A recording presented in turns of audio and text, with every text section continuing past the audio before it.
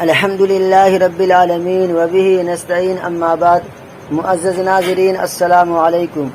آج ہم گفتگو کریں گے نبی کریم صلی اللہ علیہ وسلم کا سلسلہ نسب اور نبی کریم تاجدار مدینہ فخر موجودات محمد عربی صلی اللہ علیہ وسلم کے آباء و اجداد۔ چلیے شروع کرتے ہیں۔ نبی کریم صلی اللہ علیہ وسلم کا سلسلہ نسب یوں ہے: نام حضرت محمد بن عبداللہ بن عبد المطلب بن ہاشم بن عبد مناف بن قصی بن غالب بن مرہ بن قاب بن لبی بن غالب بن فہر بن مالک بن نضر بن کنانہ بن خزیمہ بن مدرکہ بن الیاس بن نزار بن معد بن عدنان۔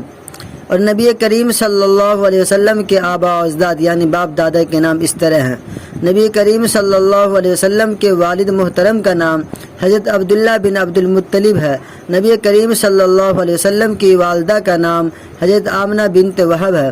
نبی کریم صلی اللہ علیہ وسلم کے دادا کا نام حضرت عبد المطلب بن ہاشم ہے۔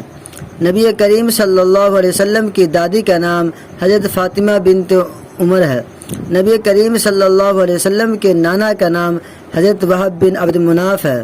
نبی کریم صلی اللہ علیہ وسلم کی نانی کا نام حضرت برہ بنت عبد العزیٰ ہے۔ یہ نبی کریم صلی اللہ علیہ وسلم کے بنیادی آباء و اجداد کے نام تھے جن میں کوئی اختلاف اشکال نہیں ہے، ہر ایک مومن کو یاد ہونی چاہیے۔ والسلام علیکم ورحمۃ اللہ۔ سلسلہ نسب یوں تھا: حضرت محمد صلی اللہ علیہ وسلم بن عبد المطلب بن ہاشم بن عبد مناف بن قصی بن کلاب بن مرہ بن قاب بن لبی بن غالب بن فہر بن مالک بن نضر بن کنانہ بن خزیمہ بن مدرکہ بن الیاس بن مضر بن نزار بن معد بن